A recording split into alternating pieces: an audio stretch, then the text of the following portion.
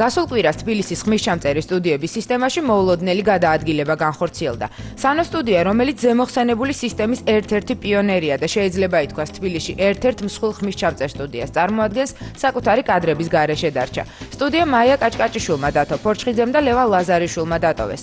სანოდან ზემოხსენებული ჯგუფის წამოსვლას მოსალოდნელის მსგავსად ხმაური ნამდვილად არ მოჰყოლია. თუმცა ყველაზე საინტერესო მაინც ის არის, რომ ამავე ჯგუფმა უკვე გააფორმა შემოქმედებითი გაყრა სანოსთან და საკუთარი ძალების მობილიზებას ახლა არც მეტი, არც ნაკლები ნინა სტუდიის ბაზაზე ცდილობს. სანოსთან მუშაობ რაღაც დაახლოებით 3 წელიწადი.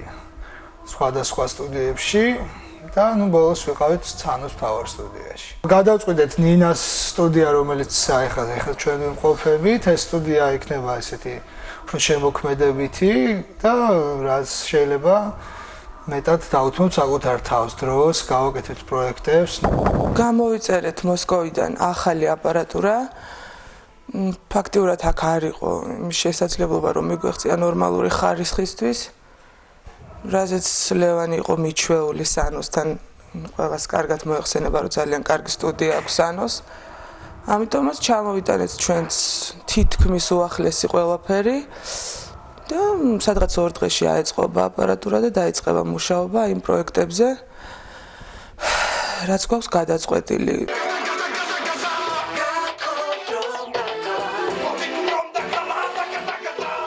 ნინა სტუდია არც თუ დიდი ხანია თბილისის სტუდიურ სისტემაში გამოჩნდა, თუმცა არც თუ ხანგრძლივი ისტორიის მიუხედავად, მაინც ადვილად შეძლო ამავე სისტემაში საკუთარი ადგილი გამოეძებნა. მართალია აქამდე სტუდიის სახელი ახალგაზრდა და პერსპექტიულ რეპერებთან ასოცირდებოდა, თუმცა ახლა უკვე ნინა სტუდიის შემადგენლობა მთლიანად შეიცვლება და მასში სანო სტუდიიდან ახლახან წამოსული კადრები დამკვიდრდებიან.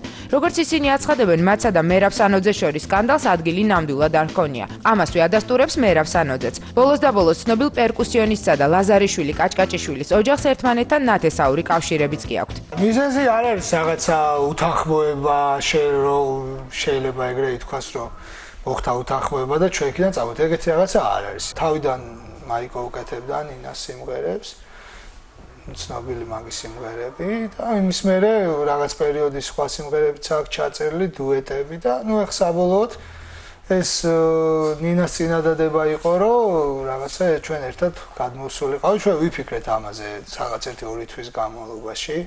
ყველაფერი დავწონეთ, როგორ შეიძლება და ესე უცებ არ გამოდის, რომ ეს ერთი ადგილიდან გადახვიდე მეორეში. თურმე მზადდებოდა დიდი ხანია, მე როგორც გავიგე წლის ბოლოს იწყებოდა ამაზე საუბარი და მეც არის ხა იმ სტუდიის პრობლემი, ალბათ იმან უთხრა, იცი რა გადმოდი ჩემთან, აი ეს. ვენაცვალე, კაია ბიზნესს აკეთებს ხო, მაგრამ რაღაც არასწორად გამოვიდა პრინციპში, მაგრამ მე რო უკვირდები არაფერი არ დავკარგე, მე მგონი პირიქით მოვიგე რა.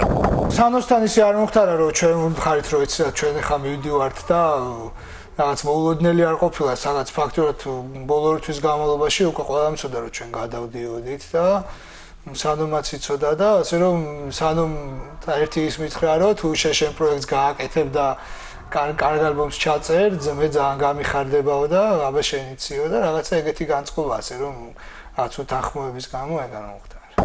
მე საერთოდ ვარ უკონფლიქტო ადამიანი რა. ყველას ურჩევ ჩემთან კონფლიქტი არ გინდათ, იმიტომ რომ მე ჩემი თავი ჯერ კონფლიქტში არ გამომისწია და ალბათ ძალიან საშინელება ვიქნები.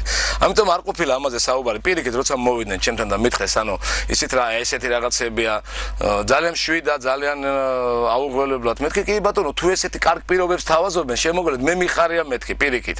მე ხან ნუ ჩავმატლებთ ის პირობებს, რასაც თავაზობს ის ხალხი, ხო? არ მინდა, არ არის ეგ საინტერესო. მეთქი პირიქით, მე მოგეხმარებით, მე გაგეშვებთ მეთქი რა. დიდი სიამოვნებით მე ჯვარი არავის ეხელი დააწერილი არ მაქვს, ჩემ მეუღლესთან ამაქვს მარტო რა. ვისაც სადღაც ეგ წავიდეს. რაც შეეხება სანო სტუდიიდან წამოსვლის მთავარ მიზეზს, როგორც ირკვევა, ზემოხსენებულ მუსიკალურ სამეულს ნინა სტუდიაში არამხოლოდ უკეთესი პირობები შესთავაზეს, როგორც ამას თავად აცხადებენ, არამედ მეტი შემოქმედებითი თავისუფლებაც აღუთქვეს. მოკლედ, როგორც ირწმუნებიან, მათ არაერთი საინტერესო პროექტი აქვთ, მათ შორის კი საკუთარი ალბომების გამოშვებაც იგულისხმება. ჩვენ ესე დამოუკიდებლად გადავწყვიტეთ, ეს არც არავის საზიანოთ არ მოხდა და არც არავის სასიკეთოდ. ეს უბრალოდ ჩვენ ესე გადავწყვიტეთ, რომ ესე ერთად გვემუშავა და დავუშვათ ამ პროექტზე, როცა ვიქნებოდით ეს რამდენიმე ადამიანი ერთ სტუდიაში და ფაქტიურად თელ დროს დაუთმობდით ჩვენ სიმღერებს. საბოლოოდ ნახავთ რა გამოვა, სადაც ალბათ 1 წელიწადში უკვე გეგმავთ, რომ უნდა იყოს საბოლოო პროდუქტი. ანუ 3-4 ალბომი უნდა იყოს მზად. გეგმაში გვაქვს ეკა კვალიაშვილის გოგონა ნუკა, რომელიც ფანტასტიკურად მღერის, გავუკეთოთ ალბომი, პროექტი, გადავიღოთ კლიპი. არის კიდევ ერთი უნიჭერესი მომღერალი გვანცა კაჭკაჭშვილი, რომელსაც ასევე პროექტს უმზადებთ. და ნუ ისაც ჩვენთან ექნება სურვილი თანამშრომლობის, ალბათ ისინიც იქნებიან ჩვენთან და გავუკეთებთ რაც შეგვეძლება ყველაფერს. მე არ დავეთანხმები არც ერთს მაგეებს, იმიტომ აბსოლუტურად ყველანაირი საშუალება ქონდათ მან მაგეებს აქ რო გაეკეთებიათ ეგ, იმიტომ რომ ამ შენობაში მარტო 3 სტუდია და კიდე სანო სტუდიას აქ კიდე 3 სტუდია ცალკე რა. სადაც თუნდაც ღვაზეც გაუკეთებდი სტუდიას, ოღონ თავარია იმუშაო, მაგრამ არ შედგარა ესეთი მუშაობა რა. რაც შეეხება სანო სტუდიაში გამოთავისუფლებულ 3 ადგილს, როგორც მერაბ სანოძე აცხადებს, მან უკვე ზუსტად იცის ვინ ჩაანაცვლებს ნინა სტუდიაში გადაბარგებულ კადრებს. ერთი რამ უკვე დაზუსტებულია ქართველებს, ამჯერად უკვე უცხოელები შეცვლიან. მე ახლა გავხდით გერმანიაში, რაღაც ჩვენი პროექტის თაობაზე და მე იქ ჩემმა პარტნიორმა შემომთავაზა 2 შვეიცარიელი ადამიანი, რომელიც ჩამოვა და გააკეთებს აქ სხვანაირ პროექტებს. იქნება ჩვენ სტუდიაში რა. ბორეშხენი ისევ არის და თავის საქმეს ისევ აკეთებს. პეკე გადმოვიდა, კიდე ერთი ბიჭი ახალგაზრდა ძიმკა თეიმურაზოვს ვაძლევს საშუალებას, პატარა ბიჭია, ძალიან ნიჭიერი ბიჭია, რომ გააკეთოს რაღაცეები. მოკლედ სკანდალის გარეშე განხორციელებული გადაადგილება სანო სტუდიიდან ნინა სტუდიაში უმტკივნეულოდ შედგა. მას შემდეგ კი რაც ზემოხსენებული სამეული მუშაობას უკვე ახალ სტუდიაში თანაც ახალი აპარატურით შეუდგება, სხვა არაფერი დაგჩენიათ თუ არა მუსიკალურ ბაზარზე, მათი ალბომების გამოსვლას დაელოდოთ.